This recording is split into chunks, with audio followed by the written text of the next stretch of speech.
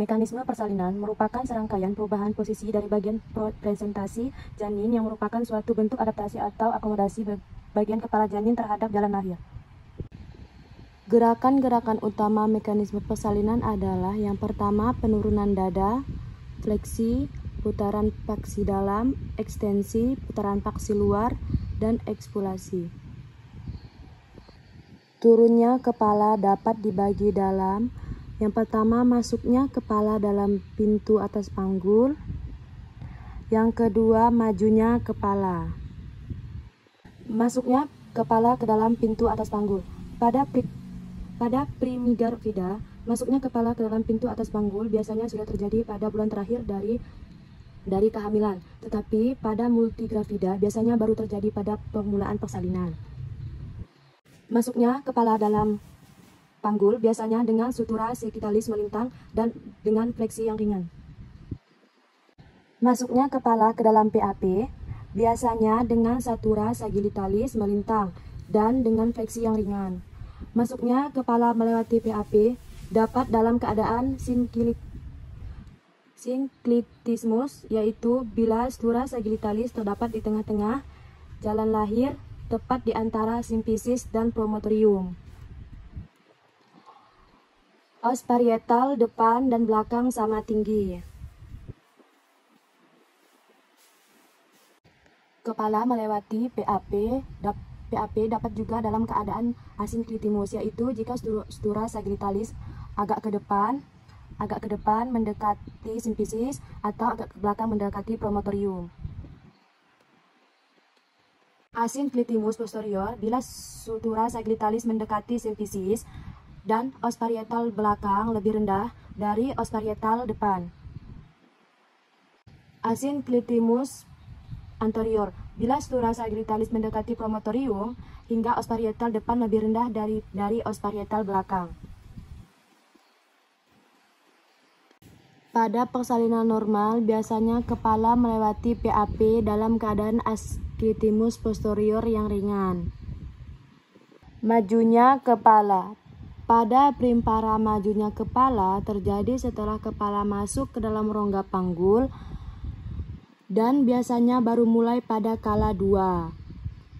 Pada multipara, sebaliknya maju kepala dan masuknya kepala dalam rongga panggul terjadi bersamaan.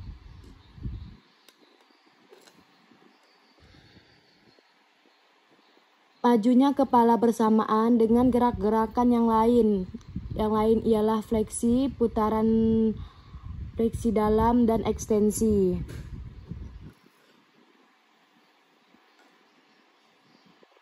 Penurunan kepala lebih lanjut terjadi pada kala 1 dan 2 persalinan. Penurunan kepala ini juga disebabkan karena adanya yang pertama kontraksi dari segmen atas rahim yang menyebabkan tekanan langsung fundus pada bokong janin. Di sini. Tekanan cairan intrauterin atau ketuban. Yang ketiga, kekuatan mengedan atau adanya kontraksi otot-otot abdomen. Yang keempat, melurusnya badan anak. Seperti ini, melurusnya badan anak. Yang kelima, dalam waktu yang bersamaan terjadi relaksasi atau pelempisan dari segmen bawah rahim sehingga terjadi penipisan dan dilatasi serviks. Keadaan ini menyebabkan bayi terdorong ke dalam jalan lahir. Fleksi. Pada awal persalinan, kepala bayi dalam keadaan fleksi yang ringan. Dengan majunya kepala bayi, biasanya fleksi juga bertambah. Pada pergerakan ini dagu di bawah lebih dekat ke arah dada janin sehingga ubun-ubun kecil lebih rendah daripada ubun-ubun besar. Hal ini dikarenakan pada saat anak didorong, maju anak dapat tahanan dari dinding serviks, dinding panggul, dan dasar panggul. Seperti ini. Dagu mendekati dada bayi. Seperti ini. Yang kedua, dengan adanya fleksi, diameter suboccipital bregmatica 9,5 cm mengganti diameter suboccipital frontalis 11 cm. Sampai di dasar panggul, biasanya kepala janin berada dalam keadaan fleksi maksimal. Putaran paksi dalam. Putaran bagian depan sedemikian rupa sehingga bagian rendah dari bagian depan janin memutar ke depan ke bawah sempisis. Pada presentasi belakang kepala, bagian terendah ialah daerah ubun-ubun kecil dan bagian inilah yang akan memutar ke depan ke arah sempisis. Ubun-ubun kecil.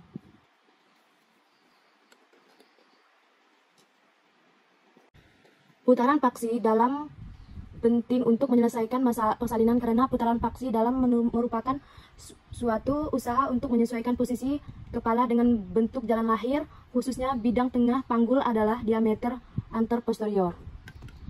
Putaran paksi dalam ini disebabkan oleh yang pertama, pada letak fleksi subocciput merupakan bagian terendah dari kepala. Yang kedua, subocciput akan mencari tahanan yang paling sedikit terdapat di sebelah depan atas, di mana terdapat hiatus genitalis antara muskulus lordosis kiri dan kanan. Ukuran terbesar bidang tengah panggul adalah diameter anterposterior. Ekstensi atau mendongak. Sesudah kepala janin sampai di dasar panggul dan ubun-ubun kecil berada di depan sempisis, maka terjadilah ekstensi dari kepala janin. Ubun-ubun kecil dekat dengan sempisis. Ini. Ekstensi harus terjadi karena janin harus menyesuaikan diri dengan sumbu jalan lahir pada pintu bawah panggul yang mengarah ke depan dan ke atas. Jika kepala janin tidak melakukan ekstensi dan tetap dalam fleksi pada waktu mencapai dasar panggul, maka kepala akan tertekan dan perineum dan dapat menembusnya. Terdapat dua kekuatan pada kepala. Yang pertama, mendesak kepala ke bawah dan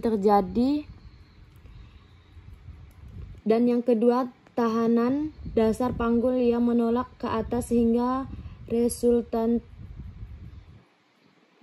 ialah kekuatan ke arah depan dan ke atas.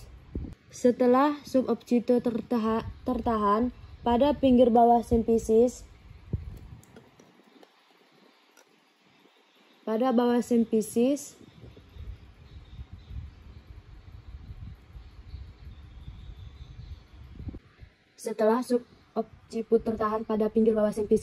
subocciput akan menjadi pusat putaran hipomotion pada ekstensi kepala janin, maka lahirlah berturut pada pinggir atas perineum ubun-ubun besar, dahi, hidung dan mulut, dan akhirnya dagu dengan gerakan ekstensi. Putaran paksi luar. Setelah kepala lahir, maka kepala anak memutar kembali ke arah punggung anak untuk menghilangkan torsi pada leher yang terjadi karena putaran paksi dalam. Gerakan ini disebut putaran restitusi atau putaran balasan.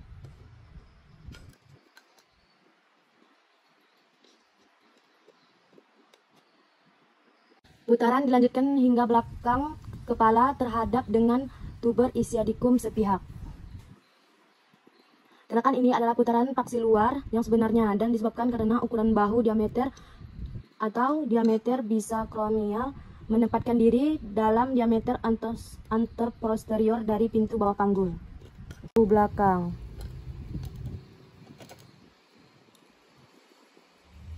Kemudian bahu depan menyusul dan selanjutnya seluruh badan lahir searah dengan paksi jalan lahir.